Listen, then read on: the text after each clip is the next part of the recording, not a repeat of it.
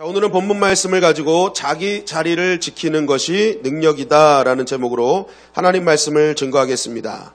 히브리서 4장 14절은 이렇게 증거합니다. 시작. 그러므로 우리에게 큰 제사장이 계시니 성천하시니 곧 하나님의 아들 예수시라. 우리가 믿는 도리를 굳게 잡을지어다. 자, 우리에게 큰 대제사장이 계시대요. 근데 그분이 누구시라는 거예요? 예수 그리스도다. 예수 그리스도께서 우리를 위한 대제사장이시다라는 것입니다. 이 대제사장이 하는 일은 백성과 하나님을 연결시키는 역할이죠. 죄 지은 하나님의 백성들이 하나님께 연결될 수 있도록 어린 양을 잡아서 하나님께 그 피의 그 사함으로 하나님께 연결시키는 역할이 대제사장이 하는 역할이었습니다. 오늘 요한복음 17장은 바로 예수 그리스도께서 대제사장 기도하셨다라는 것이 핵심 말씀입니다.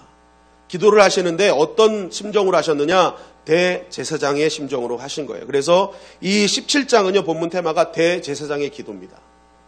그러니까 예수님께서 나는 대제사장이다 라는 마음으로 기도하셔서 여기서 기도의 제목은요, 딱 세 가지입니다. 자신에 대한 기도, 자신의 제자들을 향한 기도, 믿지 않는 자들에 대한 기도.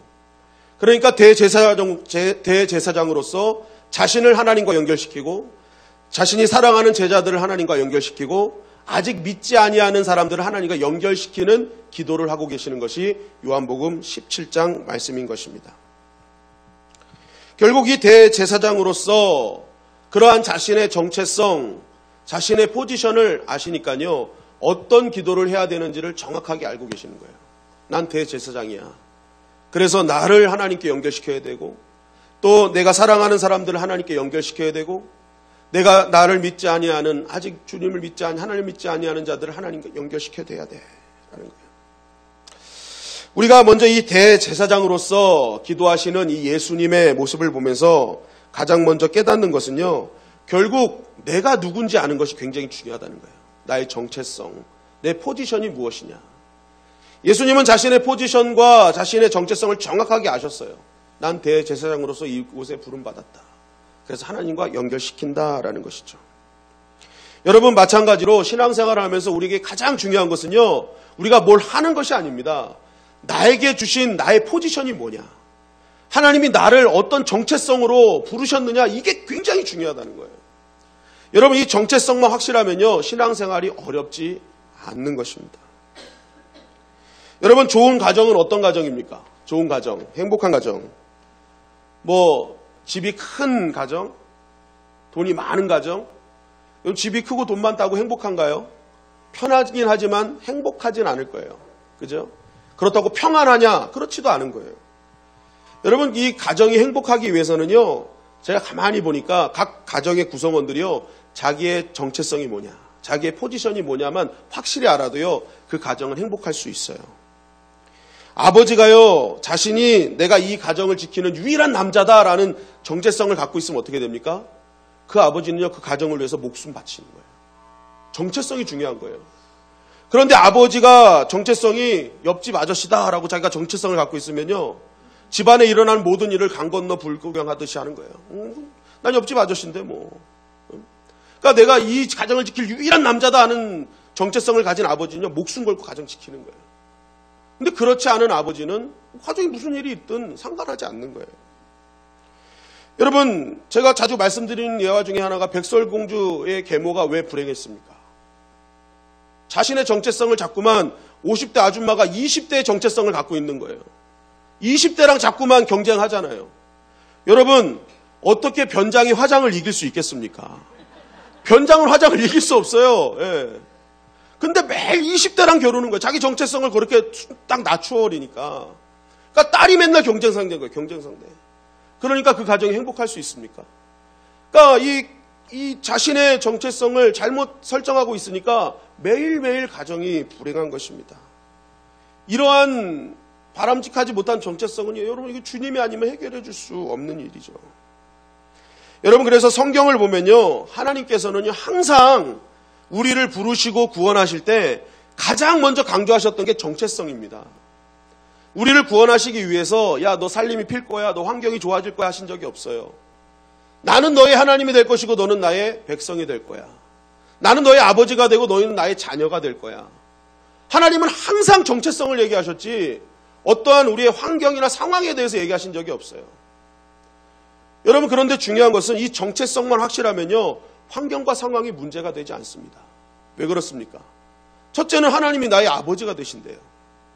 천지를 창조하신 하나님이 내 아버지가 되신다는데 그때부터 무슨 문제가 있겠습니까? 그 천지를 창조하신 하나님이 내 아버지가 돼서 나를 보호해 주신다는 거잖아요. 나를 지켜주신다는 거잖아요. 그러니까 하나님이 나의 아버지라는 정체성만 이것만 갖고 있어도요, 사실 우리의 삶 가운데 하나님의 보호하심을 믿고 나아가기 때문에 환경이 문제가 되는 것이 아니라는 것이죠. 여러분, 또한 뭐가 문제입니까? 두 번째는 내가 하나님의 자녀가 되는 정체성이에요. 여러분, 자녀는요, 자녀의 자리만 잘 지키면 돼요. 그 외에는 누가 다 해줘요? 부모님이 다 해줘요. 자녀는요, 그냥 부모님 말씀만 잘 들으면 돼요. 그러면 그 외의 것들은요, 알아서 부모님이 다 해준단 말이에요. 요즘 한동안 저희 큰아들이요, 여름방학 때 아르바이트 붐이 불었어요, 혼자서. 내가 돈 벌어서, 내가 돈 열심히 벌어서 엄마 아빠 용돈 걱정 없이, 학비 걱정 없이 막 이런 꿈을 갖고 있더라고요. 일주일하고 말아요. 일주일하고 말아요. 근데요, 보세요. 제가 그 아이한테요, 야, 우리 학비 없어, 우리 저거 돈 없어, 그러니까 너가 준비한 적이 한 번도 없어요. 그 모습을 보면서 제가 더 미안하고 안타까운 거예요. 저건 내가 해야 될 일인데. 이 아이가 자신의 자리만 지키면 되거든요. 열심히 공부하고 내가 부모님 말씀 잘 지키면 그 외의 것은 아버지 어머니가 다 해준단 말이에요. 그런데 이 정체성이 무너지니까요, 엄마 아빠도 미안하고 본인도 힘들어지고, 그러니까 얼마나 그러한 압박 가운데 삽니까? 그런데 하나님 말씀하시는 거예요. 내가 하나님이다, 내가 자녀다 했는데 자꾸만 난 자녀의 자리를 벗어나려고 그래. 그때부터 신앙생활은 문제가 생기는 것입니다. 그런 또 어떤 분은 그래요. 아유, 목사님, 저는 그게 제일 힘든 거예요. 하나님이 내 자녀 삼아서 하나님 말씀 듣게 하는, 말씀 지키라고 하는 게 난 그게 제일 힘들어요. 이거 어떻게 다 지켜요? 이거 다 어떻게 다 지켜요? 그러면서 오히려 말씀 지키는 게 부담이라고 말씀하시는 분이 있어요. 여러분, 맞습니다. 말씀 지키는 거 힘들어요. 그런데 한번 가만히 보십시오. 자녀들 가운데 말 잘 듣는 자녀도 있지만 말 안 듣는 자녀도 있어요. 그죠? 조은묵 권사님, 저는 말 잘 듣는 자녀였습니까? 안 듣는 자녀였습니까? 예. 거기서 대답하지 마세요. 대답하지 마시고. 예, 대답하지 마시고. 예. 아니, 이 자녀들도요, 있지만 말 잘 듣는 자녀도 있지만 잘 안 듣는 자녀도 있어요. 그럼 생각해 보십시오. 여러분, 말 잘 듣는 자녀만 내 자녀고 말 안 듣는 자녀는 내 자녀 아닙니까? 말 안 듣는 자녀도요, 어느 때는요, 우리 아들들 보면 진짜 이게 내 아들이 아닌가, 맞는가, 막 고민할 때도 있어요. 너무 말을 안 들었어. 그럼에도 불구하고 제가 이거 말 안 듣는다고 호적에 파버립니까? 나가! 합니까? 그렇지 않다는 거예요. 말 안 들어도요, 내 자녀, 내 아내, 나를 아버지로 여기는 그 순간까지는요, 내가 끝까지 지키는 거예요. 보호하는 거예요. 그 자녀라는 정체성만 잃지 않으면 아버지는 끝까지 그 아들을 버리지 않습니다. 여러분, 하나님도 마찬가지예요. 하나님이 우리를 자녀 삼으셨어요. 그런데 우리가 자녀가요, 이 자녀들 중에요, 말 잘 듣는 자녀도 있어요. 그런데 말 안 듣는 자녀도 있어요. 그렇다고 하나님이 아버지 되신 하나님이 너 말 안 들으니까 다 나가 하십니까? 그렇지 않아요. 여러분, 말 잘 듣고 안 듣고에 대한 분명한 상급의 유무는 있을 거예요. 말 잘 듣는 사람은 용돈이라도 100원 더 줄 거고요. 안 듣는 사람은 채찍을 들어서라도 잘 듣는 길로 인도할 거예요. 잘 되는 길로. 당장의 상급의 유무는 있지만 이 말 안 듣는다고 해서 쫓아내지 않는단 말이에요. 말 안 듣는 자녀도 자녀이기 때문에 하나님 아버지는요, 끝까지 그 자녀를 지키시고 보호해 주신다는 것입니다. 그러니까 이 정체성, 내가 하나님의 자녀다라는 이 정체성, 내가 말을 안 들어도 잘 들어도 하나님 아버지는 영원히 내가 자녀라고 인식하는 한 나를 버리지 아니하신다. 여러분, 이 믿음의 정체성을 갖는 것이 정말 중요하다는 것입니다. 그런데 어떤 분들은요, 자꾸만 이 자녀의 정체성을 가지지 않고요, 종의 정체성을 가져요. 종. 내가 자꾸만 무엇을 해야 하나님이 기뻐하신다고 생각하는 거예요. 내가 무언가를 대단한 걸 이뤄내야 하나님이 기뻐하신다고 생각하는 거예요. 그래서 내가 뭔가를 하면 막 의기양양해지고 뭔가 하지 않으면 맨날 움츠러들어서 기도조차 못하는, 내가 무슨 자격이 있어서 기도를 해 하는 그런 종의 영을 갖고 사는 사람이 너무나 많다는 거예요. 여러분, 이게 정말 문제가 되는 거예요. 제가 이번에 이단 세미나 가서 정말 충격적으로 받다 갖고 온 게 뭐냐면은, 성경은요, 예수 그리스도를 믿으면 구원을 얻는다예요. 그죠? 예수 그리스도를 믿는 자는 하나님의 자녀된 권세를 주셔요. 이게 진리입니다. 그런데 이 이단들, 특별히 신천지 같은 경우에는요, 그 사이에 한 가지 껴요. 뭐가 끼냐면 비유풀이를 다 알아야 구원받는다예요. 그들이 가르치는 비유풀이를 알아야 구원받는다는 거예요. 그걸 다 행해야 되는 거예요. 그걸 다 알아야 되는 거예요. 그러니까 믿음과 구원 사이에 뭐가 껴있는 거죠. 그거 알아야 된다. 근데 그걸 알려주는 사람이 참목자인데 그 참목자가 이만이라는 거예요. 하나님의 영을 대로. 그러니까 나중에 예수 그리스도의 재림을요, 영의 재림으로만 보는 거예요. 성경은 너희가 본 그대로 오실 것이다. 분명히 말씀하셨거든요. 근데 영의 재림으로 오니까 그 영의 재림이 누구한테 임했느냐? 이만희한테 임했다는 거예요. 그래서 이만희가 말하는 말씀, 그 비유풀이를 알아야 구원받는데요. 여러분 기억하십시오. 예수 그리스도를 믿는 믿음으로 인한 구원 사이에 뭔가 끼면 그거 다 가짜라는 거예요. 이것만 여러분 꼭 기억하고 계십시오. 어디를 갔는데 예수님을 향한 믿음 그리고 구원 사이에 뭔가 똑 껴가지고 뭘 해야 이것도 해야 구원받는다. 그럼 다 가짜예요. 이것만 여러분 확실히 알아도요, 사실 넘어가지 않습니다. 그런데 요거를 교리로 교묘하게 돌려놓는 거예요. 그러니까 여러분, 이 정확한 구원의 교리를 여러분 꼭 마음속에 간직하고 계셔야 돼요. 예수 그리스도를 믿으면 하나님의 자녀된 권세를 누린다. 그 외의 것은 다 가짜예요, 여러분. 절대 속아서는 안 된다는 것입니다. 그러니까 근데 우리가 그렇게 사는 거예요. 예수 그리스도를 믿어야 구원을 받는데 자꾸만 그 사이에 뭐가 껴요? 내가 뭔가 해야 된다고 생각하는 거예요. 내가 뭔가 의를 행하고 뭔가 대단한 걸 해내야 된다고 그래야 하나님께 칭찬받고 구원받는다고 생각하는 거예요. 이게 바로 종의 영인 거예요, 종의 영. 여러분 자녀가 이렇게 아침에 맨날 구두 닦아놓는다고 해서 이 자녀가 내 자녀입니까? 그렇지 않잖아요. 내 구두는 막 흙이 묻어져 있어도요, 자녀는 저기서 자빠져 자고 있어도요, 자녀는 자녀예요. 어? 근데 그 자녀가 우리 아빠는 구두를 닦아야 날 자녀로 인정해. 그런 마음을 가지고 맨날 그 아침에 일어나서 구두 닦아놓고 헥헥거리면서 칭찬받으려고 하고 있는 그 자녀의 모습을 보면 부모가 얼마나 마음이 아픕니까? 근데 우리는 자꾸만 그렇게 나가는 거예요. 그러면서 뭔가 대단한 일을 하면 이제 기도로 딜을 하는 거예요. 하나님, 내가 이만큼 했으니까 주셔야 되지 않습니까? 언제 딜하라 그랬어요? 너희 자녀니까 그냥 구해라. 그럼 내가 너희 자녀들에게 줄 것이다. 하나님이 말씀해 주신 것입니다. 여러분, 이 정체성, 이거 굉장히 중요한 거예요. 하나님은 내 아버지고 나는 그분의 자녀다. 여러분, 세상 가운데 삶도 마찬가지입니다. 내가 정체성만 잘 지키면요, 이 세상 변화시킬 수 있어요. 예수님이 우리를 세상의 빛과 소금이라고 말씀하셨잖아요. 빛과 소금. 여러분, 빛과 소금의 정체성 가지고 계십니까? 빛과 소금의 정체성. 세상을 살아갈 때 내가 빛과 소금이라는 정체성만 가져도요, 하나님이 영광 받으시고요, 우리의 삶 가운데 하나님의 뜻이 이루어지게 되어 있어요.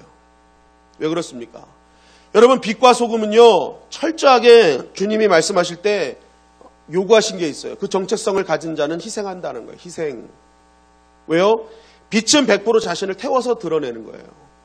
소금은 자신을 녹여야 맛이 납니다. 그냥 그 존재 자체가 문제가 되는 게 아니에요. 반드시 태워야 빛이 나고 그 다음에 내가 녹아야 맛이 나는 거예요. 철저하게 빛과 소금은요, 자신을 희생하고 죽이는 그러한 존재가 되라는 것을 하나님은 말씀하고 있는 거예요.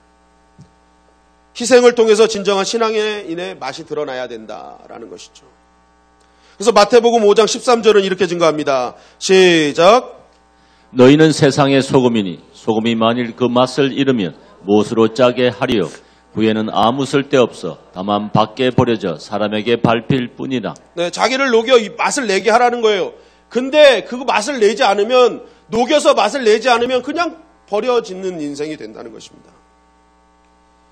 여러분, 소금이 자신을 녹이지 않으면 뭐가 되는 줄 아세요? 소금 기둥이 되는 거예요. 모여서 기둥, 뭔가 큰 것 같은데 아무 맛도 내지 못하는 그냥 소금 기둥. 롯의 아내의 심판 결과가 무엇입니까? 소돔과 고모라의 심판 중에 롯의 아내가 뭐가 됐어요? 소금 기둥 됐잖아요. 그게 심판의 결과예요. 심판의 결과. 마찬가지로 내가 맛을 내는 사람이 되어서 녹여서 맛을 내야 되는데, 그렇지 않으면 나 소금 기둥 되다가 버려지는 존재가 되고 마는 것입니다. 세상에 밟히는 존재가 되는 거예요. 저와 여러분들이 태워서 녹여서 맛을 내는 존재가 되기를 주님의 이름으로 간절히 축원합니다. 이 정체성 가지라는 거예요. 예수님이 정체성 가지라는 거예요. 우리가 이러한 정체성을 가지고 나아갈 때 세상은 변화되는 거예요. 여러분, 내가 주님의 영광교회 장로다, 권사다, 안수집사다라는 이 확실한 정체성을 갖고 있는 사람이 어떻게 세상에서 사기를 칠 수 있겠습니까? 어떻게 함부로 살 수 있겠습니까? 누군가를 함부로 대할 수 있겠습니까? 그렇지 않다는 거예요. 기독교인이 1000만이라고 자꾸만 자랑하지만 여러분, 그 1000만의 숫자가 중요한 게 아닙니다. 내가 확실한 정체성을 가진 소수가 있을 때 세상은 변화되는 거예요. 근데 우리는 자꾸만 수에 집중해요. 정체성에 집중하지 않아요. 수가 세상을 변화시키지 않습니다. 그 정체성을 가진 한 사람. 나는 하나님의 나라의 빛과 소금이다. 나는 하나님의 나라의 직분자다. 사명자다. 이런 정체성을 가지면요, 내가 속한 가정과 내가 속한 교회와 나라와 내가 속한 공동체들이 하나하나 변하게 되어 있는 것입니다.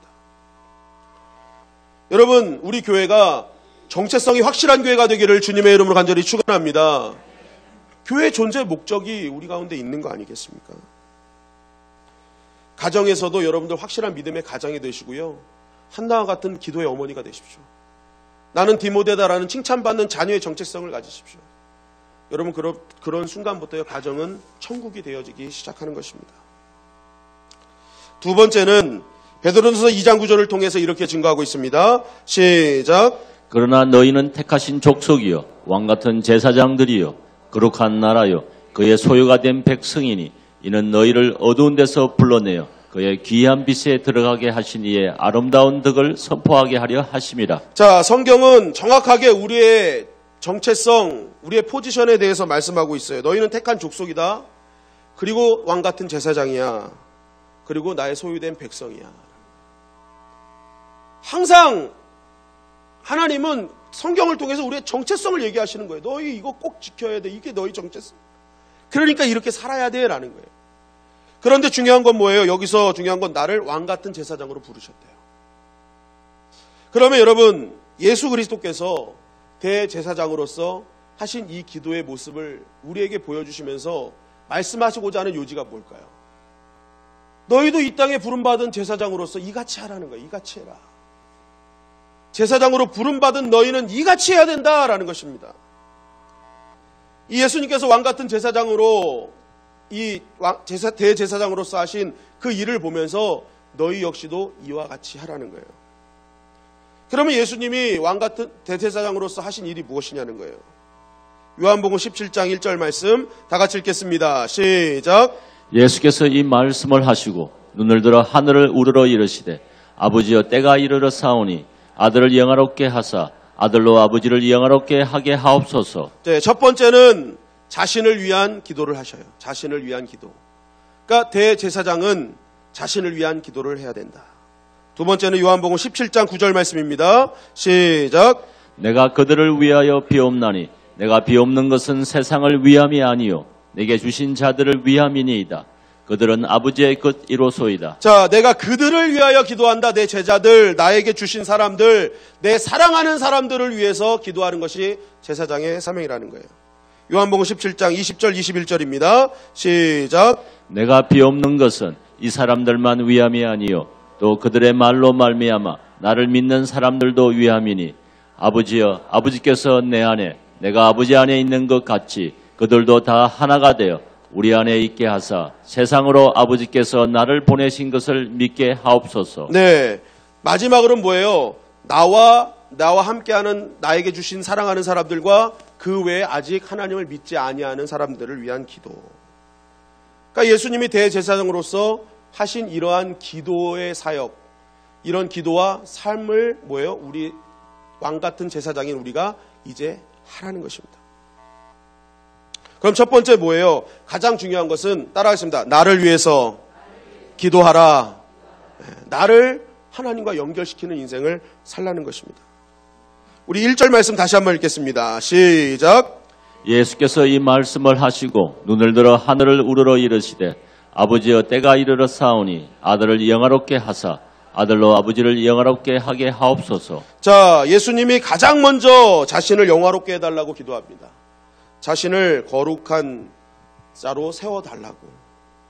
왜 그렇습니까? 때가 이르렀기 때문에. 그러니까 이 하나님의 때에 맞는 사명을 감당하기 위해서 내가 먼저 준비된 자가 돼야 돼요.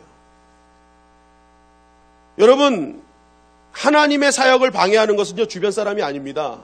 준비 안 된 내 자신이에요. 하나님 앞에 내 안에 은혜가 없고 내 안에 하나님 주신 성령의 역사가 없는 준비 안 된 내 자신이 사실은 하나님의 사명의 최고의 위험 요소지 주변에 있는 사람들이 위험 요소가 아니라는 것입니다. 그러니까 예수님이 어떻게 하시는 거예요? 자신이 먼저 준비되기를 기도하시는 거예요. 하나님, 내가 먼저 하나님의 영광을 위해 준비된 자가 되게 하시옵소서. 하나님, 내 안에 하나님 사명 감당할 은혜를 주시고 아버지 한 능력을 허락해 주시옵소서. 여러분, 내가 준비된 자, 내 안에 그 은혜가 있는 자가요, 그 은혜를 나눌 수 있고 사명을 감당할 수 있는 거예요. 사도행전 3장에 보면은 성전 미문에 나면서 못 걷게 된 일을 본 베드로와 요한이 고백한 것이 무엇입니까? 그를 향해서 선포한 게 뭐예요? 응? 내게 있는 것을 내게 주노니. 내게 있는 게 뭐예요? 응? 베드로가 얘기한 내게 있는 게 뭐예요? 예수 그리스도의 이름, 예수 그리스도의 능력, 예수 그리스도의 은혜. 여러분, 이들이 사명을 감당한 건 그들이 그 안에 예수님의 은혜로 준비된 자였기 때문에 그렇습니다. 내게 있는 것, 그거 주는 거예요, 여러분. 그런데 내가 은혜가 아무것도 없이 준비 안 됐으면 내가 할 수 있는 게 아무것도 없는 거예요. 하나님, 내가 먼저 준비되게 하여 주시옵소서. 그러니까 여러분, 자신을 위한 기도 정말 중요한 거예요. 근데 어느 순간 뭔가 자신을 위한 기도하면 뭔가 창피하다고 생각하고 뭔가 이게 잘못된 거라고 생각하는 그러한 문화가 우리 가운데 있어요. 그러나 그렇지 않아요. 먼저 따라하겠습니다. 나를 위한 기도. 이게 정말 중요한 거예요. 주님, 내가 주님의 은혜로 준비되게 하여 주시옵소서. 그러면 하나님의 때가 이르면요, 그때에 내가 사용되어질 수 있는 거예요. 그러니까 때가 이르러서 준비된 자 하나님 사용하시거든요. 저와 여러분들이 그 준비된 자가 되기를 주님의 이름으로 간절히 축원합니다. 뭐 하나라도 여러분 준비된 자가 돼야 돼요. 나에게 주신 기회를 여러분 잘 이용해가지고 여러분들 안에 하나님의 은혜를 담고 하나님의 성령 충만을 담고 더 나아가서 여러분 뭐 언어의 은사도 받고 다 준비돼서 기회가 딱 주어질 때 중국 선교사가 필요합니다 하면 그동안 찐따안짜 와 만따 운동화 막 이렇게 준비하신 분이 딱 선교 나가는 거예요. 선교 나가는 거예요. 안 그렇습니까? 근데 준비 안 되면 이거 할 수가 없는 거예요. 때가 이르러서 할 수가 없는 거예요. 저와 여러분들이 준비된 기도하시기를 주님의 이름으로 간절히 축원합니다. 더 중요한 건 뭐예요? 이것은 왜 우리가 나를 위해서 기도해야 돼? 이 나를 위한 기도를 왜 합니까? 그것을 누군가에게 주기 위해서인 거예요. 17장 2절 말씀입니다. 시작. 아버지께서 아들에게 주신 모든 사람에게 영생을 주게 하시려고 만민을 다스리는 권세를 아들에게 주셨음이로소이다. 자, 예수님 말씀하십니다. 내게 권세를 왜 주셨느냐? 아버지가 아들에게 주신 모든 사람들에게 뭐예요? 영생을 주게 하시려고 권세를 주셨습니다. 그러니까 나를 위해 기도하는 게 창피하지 않게 하기 위해서는요, 나에게 주신 것을 남에게 주기로 결단해야 되는 거예요. 여러분, 이 기도가요, 하나님 주신 기도냐 정욕의 기도냐는요 딱 한 가지만 보면 알 수 있어요. 그 기도를 계속 할 수 있으면요 하나님 주신 기도예요. 그런데 기도하면서도 부끄러우면 그거는 나의 정욕을 위한 기도가 확실합니다. 뭔가 이거 내 아닌데 왜요? 그건 나만을 위한 기도니까. 그런데요 나에게 주신 것을 하나님의 나라를 위해서 쓰기로 작정하는 기도는요 부끄럽지 않아요. 나를 위해 기도해도 부끄럽지 않아요. 내가 이것을 주신 것을 흘려보내는 축복의 통로가 되길 원합니다. 여러분 자신을 향해서 기도하는 것을 부끄러워하지 마시고요. 하나님께 더 달라고 기도하시기를 간절히 바랍니다. 중요한 건 뭐예요? 그 주신 것을 어떻게 해요? 흘려보내는 일을 해야 되는 거예요. 제가 지난번에도 말씀드렸지만 성경에 나오는 청년 부자 그 얘기 쭉 하면서 막 창고 막 짓잖아요. 막 더 주셨으니까 창고 짓잖아요. 그러니까 예수님이 뭐라 하십니까? 야 오늘 너 생명 데려가면 이거 누구 거 되니? 어리석은 자 되지 마라. 어리석은 부자 되지 마라라는 거예요. 예수님의 핵심은요 부자 되지 말라는 게 아닙니다. 어리석은 부자 되지 말라는 거예요. 부자가 돼도 따라하십니다. 지혜로운 부자. 지혜로운 부자 되라는 거예요. 저와 여러분들이 지혜로운 부자 되기를 간절히 축원합니다. 부자 되셔야 돼요. 부자 되셔야 돼요. 그러나 지혜로운 부자 돼야 돼요. 근데 그 지혜로운 부자가 뭐예요? 나에게 주신 것을 모든 사람에게 전달하는 인생. 이게 중요하다는 것입니다. 한번 다 같이 따라하겠습니다. 모든 힘을 생명을 얻는 데 사용하게 하여 주시옵소서. 모든 힘을 생명 얻는 데 사용하게 하여 주시옵소서. 우리가 그러한 기도를 할 때 나의 기도, 나를 위한 기도할 때도 부끄럽지 않는 기도가 될 수 있는 거예요. 두 번째, 왕같은 제사장으로 부르신 우리가 해야 될 일은 무엇입니까? 따라하십니다. 시야를 넓혀라. 시야를 넓히는 거예요. 오늘 예수님이 자신을 위한 기도를 하신 다음에 시야를 점점점 넓혀 가십니다. 나와 사랑하는 사람들, 그리고 믿지 않는 자들까지. 점점 뭐예요? 나에서 남에서 믿지 않는 자들까지. 계속 주님의 대제사장의 기도는 넓혀가는 기도예요.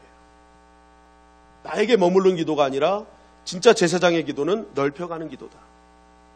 여러분 마찬가지로 이 땅에 우리를 왕같은 제사장을 불러주셨다면 우리가 해야 될 일은요. 우리의 이 지경이요 넓어져야 되고 기도의 제목도 넓어져야 됩니다. 자꾸만 넓어져야 돼요. 시야가 넓어져라. 사도행전 1장 8절에 보니까 오직 성령이 너희에게 임하시면 너희가 권능을 받을 텐데 그 권능을 가지고 너를 위해 사용해라. 그거 아니잖아요. 예루살렘과 온 유대와 사마리아와 땅끝까지 넓어져라. 하나님을 진정으로 믿고 그 성령의 역사를 경험한 너희여 넓어져라. 시야를 넓혀라 라는 거예요. 여러분 진짜 좋은 신앙은요 시력도 좋고 시야도 넓은 사람이에요. 제가 지난번 금요기도회 때도 말씀드렸잖아요. 시력은 하나님을 향하는 눈, 시야는 이웃을 향한 눈. 그러니까 우리가 시력 좋은 사람은요 시야도 넓어져야 돼요. 하나님 사랑, 이웃 사랑이기 때문에. 오늘날 많은 신앙인들이요 시력은 정말 좋습니다. 하나님 잘 믿어요. 평생 하나님을 예배했고요. 말씀 읽었고요. 기도도 수없이 했습니다. 근데 오늘날의 가장 큰 문제는 시야가 좁은 거에 문제가 있습니다. 이 땅의 왕같은 제사장으로 부른 우리가 자꾸만 시야가 나에게 머물러 있어요. 이 땅의 교회가 문제가 된 이유가 바로 여기 있습니다. 시야가 내 교회만 머물러 있어요. 내 교회 화려한 건물 짓고 우리의 집단적 이기주의로 그냥 우리 교회만 잘 되면 돼 하는 그 좁은 시야로 인해서 결국 이 사회의 빛과 소금의 역할을 감당하지 못하고 교회가 손가락질 당하는, 교회가 세상을 향해서 회개하라 해야 되는데 세상이 교회를 향해 회개하라는 시대가 되어버리고 말았습니다. 왜 그렇습니까? 우리가 시력이 나빠서가 아닙니다. 다 하나님 잘 믿어요. 그런데 시야가 너무 좁아졌어요. 나만, 우리만. 근데 오늘 예수님 말씀하세요. 넓혀가라. 주변을 자꾸만 시야를 넓혀라 라는 거예요. 여러분 왜 우리 교회가 사랑의 박스를 할까요? 시야를 넓히는 거예요. 우리 교회에서 이웃으로. 여러분 우리 교회가 왜 글로리 캠프를 할까요? 우리에서 너로 넘어가는 거예요. 믿지 않는 자들을 향해서 넓히는 거예요. 우리 교회가 왜 단기 선교를 할까요? 땅끝까지 가라는 주님의 시야 넓혀라. 너희 지경을 넓혀라는 그 주님의 말씀에 순종하기 위해서 하는 거예요. 여러분, 이 모든 것들이 사실은 내가 개인적으로 할 수 없잖아요. 그러니까 교회에서 그 지경을 넓히고 시야를 넓히는 일들을 여러분들에게 제공을 해드리는 거예요. 함께 하자. 그럴 때 뭐예요? 하나님의 영광이 임하게 되는 것입니다. 주일날 우리가 왜 헌신해야 될까요? 왜 우리에게 각자에게 봉사의 자리를 주실까요? 이 주일 한 날이라도 나를 위해서 살지 말고 남을 위해서 살자는 거예요. 여러분, 이 찬양대가요 8시까지 와서 찬양대를 서야 돼요. 그러면 각자 집에서요 몇 시에 일어나야 될까요? 여러분들 주로 교회 오기까지 준비 얼마나 하시나요? 1시간 정도 하시죠? 저 머리 후까지 주신 게 다 1시간 걸린 거예요. 더 다 하고 저거 나와야 되는 게 여러분 이거 2시간 걸리는 겁니다. 2시간. 왜 그럴까요? 오늘은 나를 위해서 사는 게 아니에요. 하나님을 위해서 내가 우리의 성도들을 위해서 아름다운 찬양으로 헌신하겠다는 거예요. 식당 봉사, 차량 봉사, 새가족 봉사, 교사, 목자에 이르기까지 뭐예요? 내가 나만을 위한 삶이 아니라 넓은 시야를 갖겠다는 결단인 것입니다. 그런데 중요한 것은 뭐예요? 남 살리러 왔는데 내가 살아요. 그걸 하면 할수록 왜 사람들이 그것을 떠나지 못하는 줄 아세요?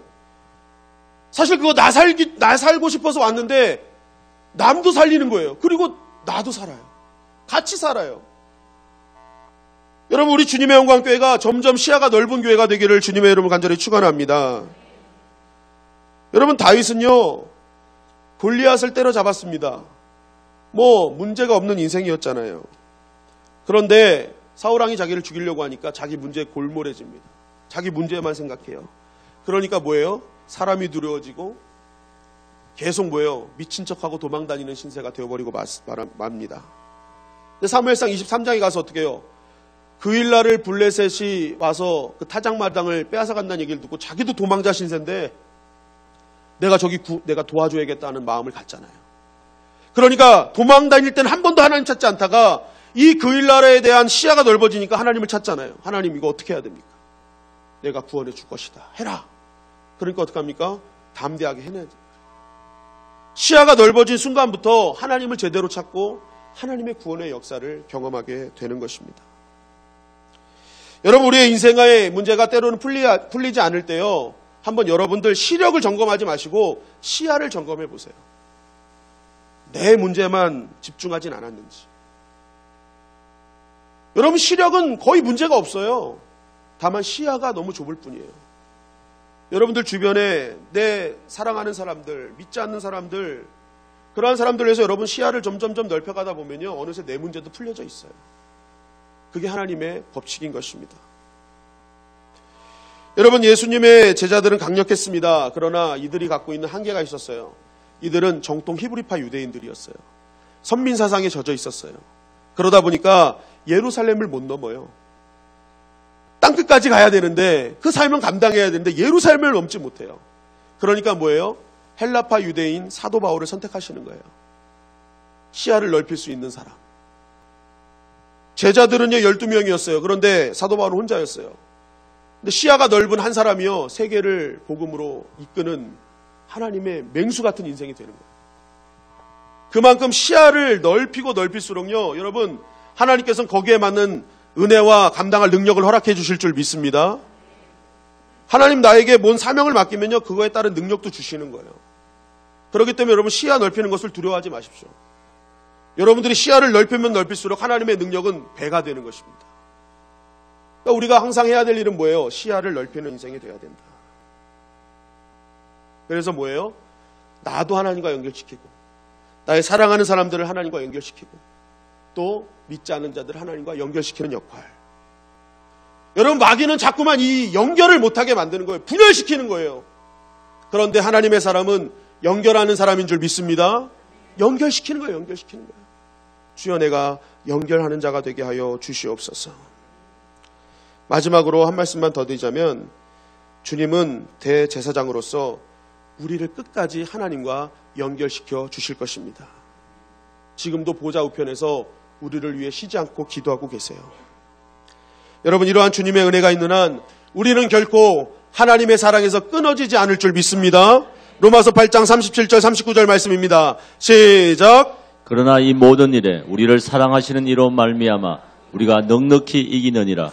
내가 확신하노니 사망이나 생명이나 천사들이나 권세들이나 현재일이나 장래일이나 능력이나 높음이나 깊음이나 다른 어떤 피조물이라도 우리를 우리 주 그리스도 예수 안에 있는 하나님의 사랑에서 끊을 수 없으리라. 아멘, 아멘. 따라 하시겠습니다. 말 안 듣는 자녀도 자녀다. 네, 말 안 듣는 자녀도 자녀예요. 중요한 건 뭐예요? 이 모든 일에 우리를 사랑하시는 이로 말미암아 우리가 예수님 안에만 있으면 절대로 하나님의 사랑에서 끊어지지 않게 되는 것입니다. 여러분, 이 정체성 잊지 마십시오. 하나님은 나의 아버지시고 나는 자녀입니다. 그리고 나는 왕 같은 제사장이에요. 여러분, 나에게 맡겨진 자리 잘 지키십시오. 그것이 능력입니다. 그거를 통해서 하나님의 놀라운 은혜가 우리 삶 가운데 이루어지게 될 줄 믿습니다.